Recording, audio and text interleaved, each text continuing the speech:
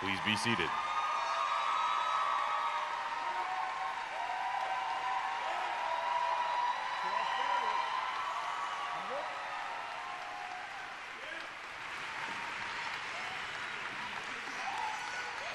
Hello, everybody.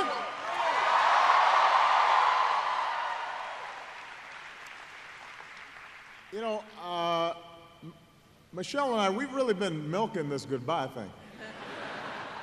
So it behooves me to be very brief. Yes, yes. You know, I've said before, and I will say again, that when we started on this journey,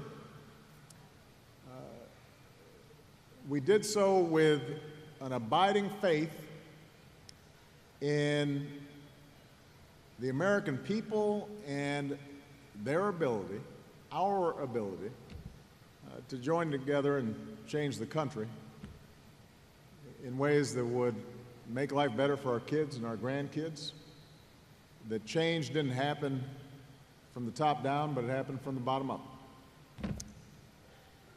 It was met sometimes with skepticism and doubt. Some folks didn't think we could pull it off. There were those who felt that the institutions of power and privilege in this country were too deeply entrenched.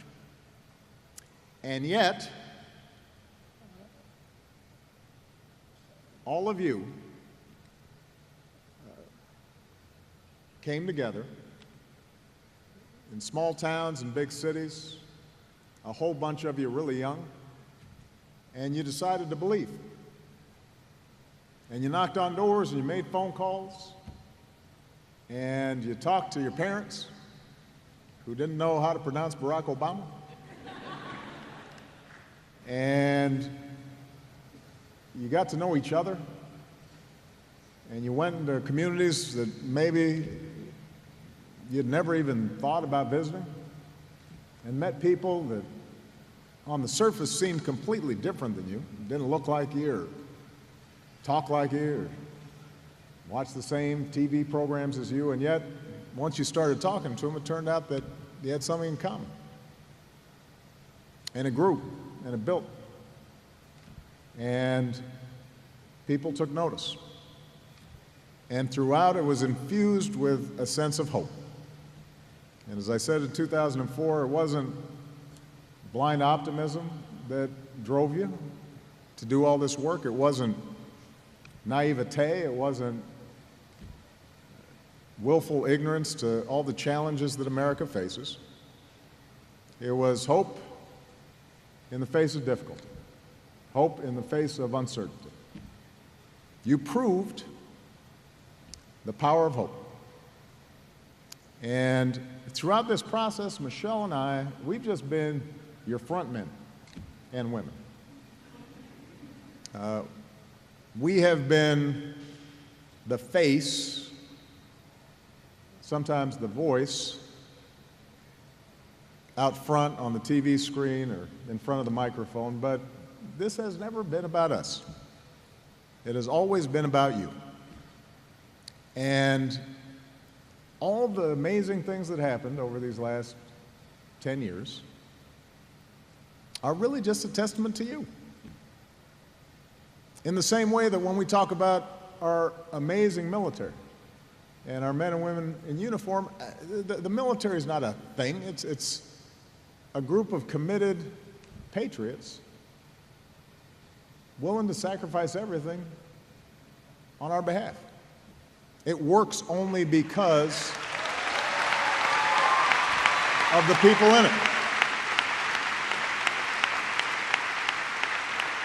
As cool as the hardware is, and we got cool hardware, as cool as the machines and weapons and satellites are, ultimately it comes down to remarkable people.